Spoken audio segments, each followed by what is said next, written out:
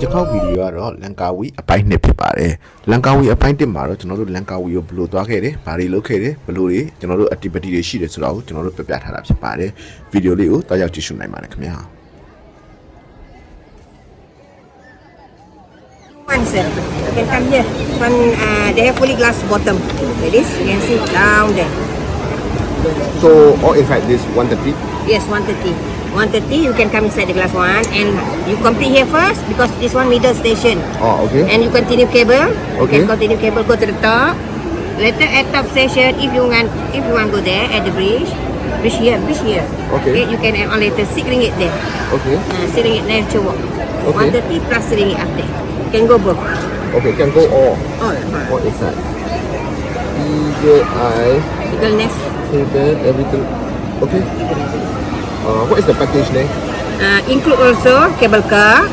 3D art, scarab. This item down behind there. ဒီနှုန်းလေးကတော့ all in one package အတွက်ဆိုလို့ရှိရင်130အားပေါ့နော်စင်ကာပူကို$35လောက်ပေးရမှာဖြစ်တယ်နောက်ပြီးတော့အပွား sky break အတွက်ကျွန်တော်တို့6 ringgit တက်ထပ်ပေးရမှာဖြစ်ပါတယ်ပေါ့နော်ဒါကတော့ကျွန်တော်တို့ non Malaysian တွေပေါ့ Malaysian တွေဆိုတော့စီတက်တာတော့เนาะဒါကတော့အမျိုးဝင်ကြပါကျွန်တော်တို့ဒီပုံမှန်ဆိုလို့ရှိရင်ပြည်နိုင်ငံတို့သူတို့နိုင်ငံသားတစ်စီနိုင်ငံသားတစ်စီပေါ့เนาะကျွန်တော်တို့နိုင်ငံသားကောင်စီနဲ့ပြည်ဝဲရတာဖြစ်ပါတယ်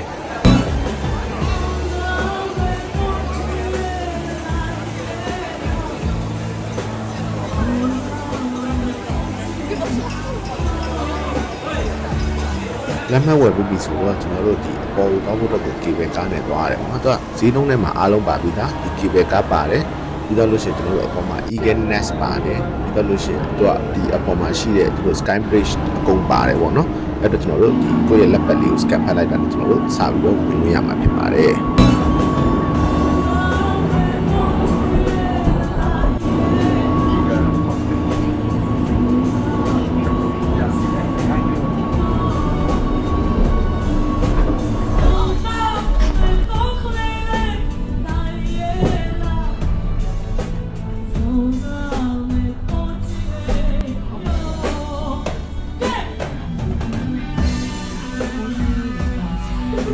ဒီဟာကပေါ့နော်ကဘာပေါ်မှာသူတို့အရှည်ဆုံးကေဘယ်ကားတွေထဲမှာသူတို့ပါတယ်ပေါ့နော် Greenwich စံချိန်ဝင်ထားတယ်ပေါ့နော်အဲ့တော့ဒီရောက်လို့ရှိရင်ဒီကေဘယ်ကားကိုသွားပြီးတော့စီးတင်နေပေါ့နော်အခုဆိုလို့ရှိရင်လည်းတော်တော်လေးမြင့်နေတဲ့ဒီရှေ့ကကျွန်တော်တို့နဲ့အတူပါလာတဲ့ဒီ Singaporean မိသားစုဆိုလို့ရှိရင်သူတို့ land ကလေးလေးတွေကကြောက်တယ်ပေါ့နော်အရင်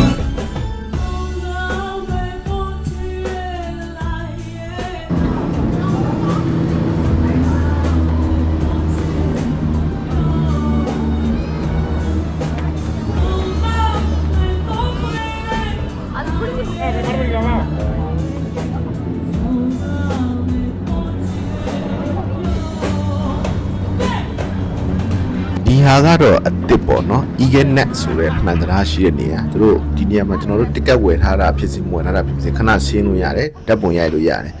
ဒါပေမဲ့မှန်တရားပေါ်တော့ဖို့အတွက်ဆိုတော့တက်လက်မှတ်လို့တယ်ကျွန်တော်တို့ကတော့ all in one လက်မှတ်ဝယ်လာတာဖြစ်တဲ့အတွက်သွားလို့ရတယ်ပေါ့နော်တကယ်လို့ကိုကအဲ့လက်မှတ်မပါလာဘူးဆိုလို့ရှိရင်ဘာမှမဖြစ်ဘူးဒီပေါ်မှာထပ်ဝယ်လို့ရတယ်အရင်တော့အထူးစိမ်းမဟုတ်ဘူးဒါပေမဲ့တောင်အမြင့်ကြီးရဲ့တောင်ကဘာကြီးမှာမှန်တရားကြီးလောက်ထားပြီးတယ်ပေါ့နော်အရင်လှတယ်adventure ဖြစ်တယ်ပေါ့နော်အဲ့လိုမျိုးကိုက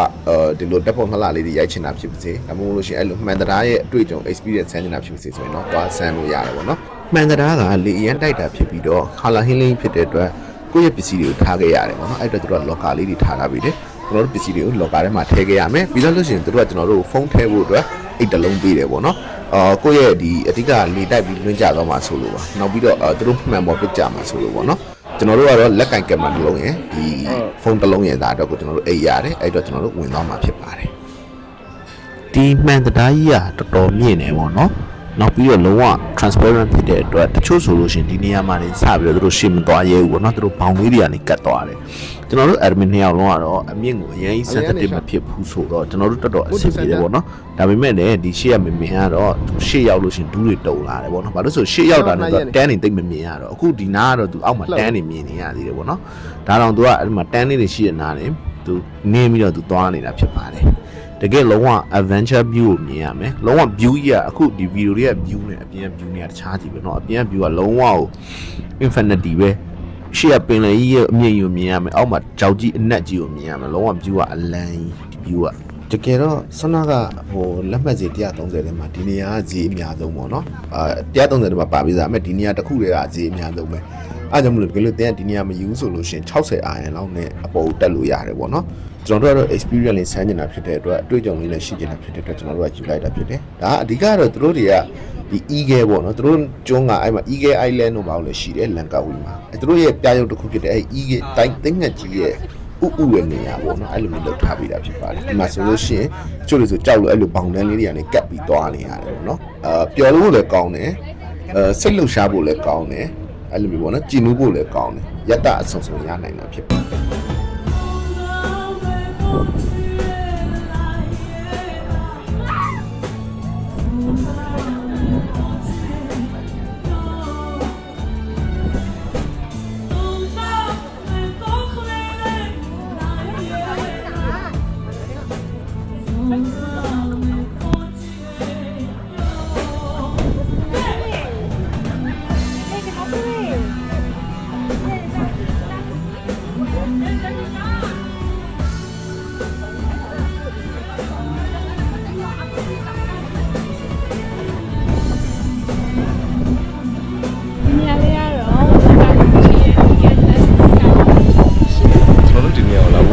အောက်ကနေပြီးတော့ဒီပဲကစီးနေတာပေါ့နော်ဒီပဲကတော့နောက်တော့ပြီးတော့ဟိုမှာ sky view ရှိတယ်နော် sky view ကိုတော့ဒီ sky view ကိုတော့မှာဖြစ်တယ်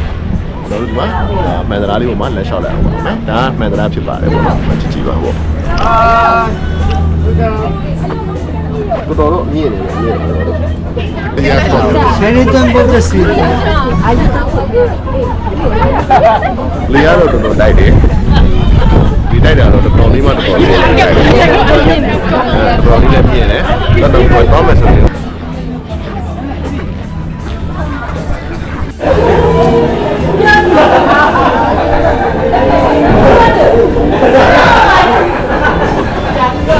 ဒီဟာကကျွန်တော်တို့ဆိုတော့ Eagle Nest ကနေပြီးတော့ကျွန်တော်တို့အပေါ်မှာရှိတဲ့ Sky Bridge ကိုတော့မဲ့နောက်ထပ် cable တစ်စင်းဖြစ်တယ်ပေါ့နော်ပို့ပြီးတော့မြင့်တဲ့နေရာကိုထပ်တက်တာဖြစ်တယ်နောက်ပြီးတော့ဒီမှာတစ်ခါမှမမြင်ဘူး fan ဖြစ်တတ်တယ်သူက cable ကားစီးဖို့တော့မှသူကစင်တန်းတွေပြထားတယ်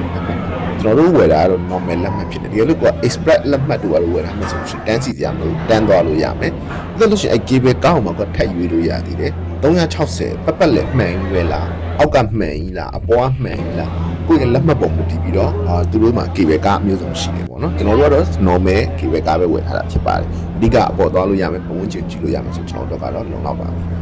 ဒီဟာဆွမ်းနာက cable ကားနဲ့ပုံမှန်စင်တော့ဘေးမှာနောက်ထပ်ဒီအောက်ကိုဆင်းသွားတဲ့တက်လေကားလိုမျိုးမိုနိုရေးလိုမျိုးဟာလေးတခုရှိတယ်ပေါ့နော်ဒါပေမဲ့အခုသူက maintenance လုပ်တာဖြစ်တဲ့အတွက်ကျွန်တော်တို့ကဒီနေ့ခြေကျင်သွားရတာဖြစ်တယ်ပုံမှန်ဆိုရင်တော့ဘေးကမိုနိုရေးလိုတက်လေကားလိုလေးစီးသွားလို့ရှင်တန်းရောက်တယ်ပေါ့နော်လမ်းလျှောက်ရတာတော့နည်းနည်းလေးအဲ့တရားစီသွားဖို့အတွက်လမ်းလျှောက်ရတာတော့ကျွန်တော်10မိနစ်လောက်ရှောက်ရတယ်နည်းနည်းမောတယ်ပေါ့နော်သူကဒီတော်တော်မတ်တဲ့အောက်ကြီးကိုဆင်းပြီးတော့ပြန်တက်ရတာဖြစ်တဲ့အတွက်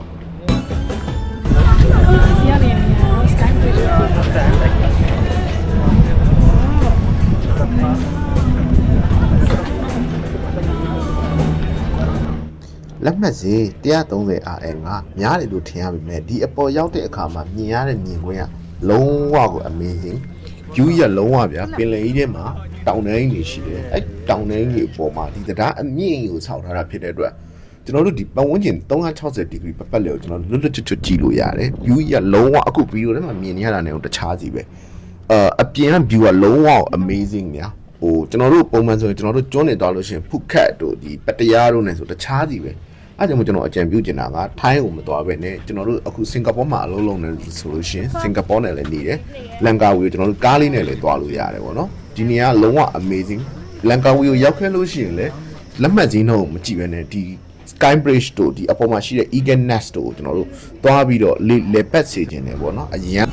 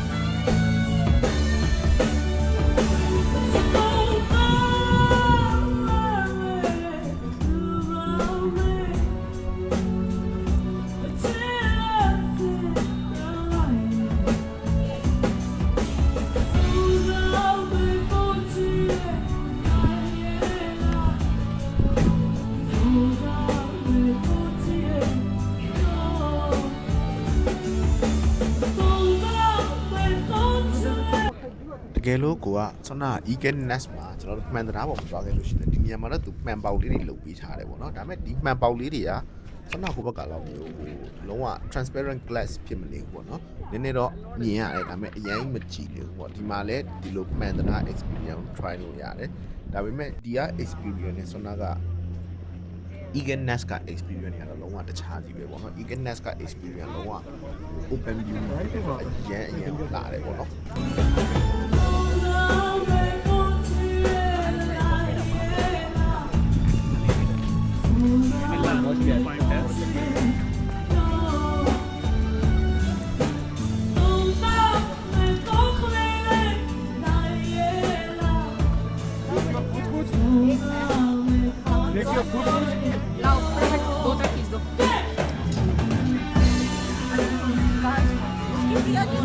Poi Matti,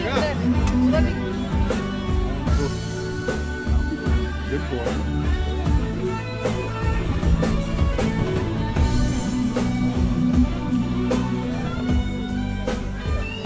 လန်ကာဝီကဒီ Sky Bridge Eagle Nest Eagle Eye ဒီအပေါ်မှာရှိတဲ့ဒီနေရာကြီးတစ်ခုလုံးอ่ะပေါ့နော်ကျွန်တော် lemon ဆိုလို့ရှိရင်တရက်အချိန်ကုန်တယ်ပြီးတော့လို့ရှိရင်သူ့ရဲ့ဒီအောက်ခြေမှာဆိုလို့ရှိရင်ကျွန်တော်တို့ Oriental Village ဆိုတာရှိသေးတယ်ပေါ့နော်သူ့ရဲ့ကျွန်တော်တို့ဝယ်ထားတဲ့$130တန် package ထဲမှာဆိုလို့ရှိရင်ကျွန်တော်တို့ဘာတွေပါလဲဆိုလို့ရှိရင်အဲ့အောက်မှာရှိတဲ့ fight ဒီရုပ်ရှင်မှာကြည့်လို့ရတယ်ပြီးတော့လို့ရှိရင်တရိတ်ဆန်ရုံဥယျာဉ်လိုမျိုးပေါ့နော် safari အသေးလေးရှိတယ်အဲ့ယူလည်းကျွန်တော်တို့တွားရောက်လဲပတ်လို့ရတယ်ပေါ့ပြီးတော့လို့ရှိရင်ကျွန်တော်တို့ဒီအပေါ်မှာရှိတဲ့ဒီဆိုင်လေးရတယ်ဈေးတက်တာတယ်ပေါ့နော်ကျွန်တော်တို့အဲ့ဒီ sandwich တယောက်စာပေါ့နော်ကျွန်တော်တို့2ယောက် share စားတယ်အဲ့ဒီဟာ73 ringgit ပေါ့နော်$4လောက်ပေးရတယ်တောင်ပေါ်မှာရှိတဲ့ဈေးဆိုပေမဲ့